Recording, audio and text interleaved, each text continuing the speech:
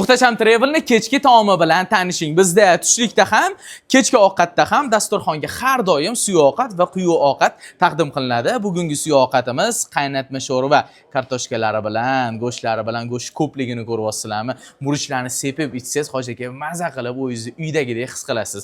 Va quyuq ovqatiga har doimgidek hojilarimizni eng yaxshi ko'rgan taomlardan bittasi osh, palovxon to'ra.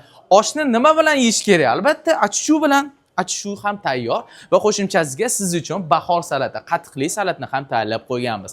Ovqatlarimiz sizga manzur bo'lgan bo'lsa, like bosish esdan chiqmasin.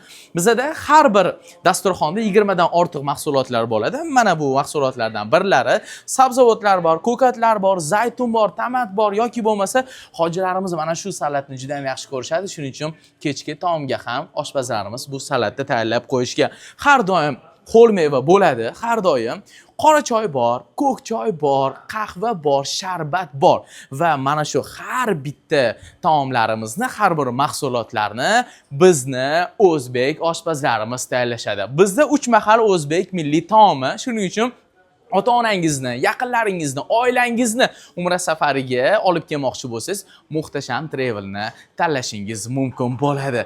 Oilaviy o'tirib mana shu taomlarni tanovul qilsangiz, o'zingizni xorijda emas, uyingizdagidek his qilasiz.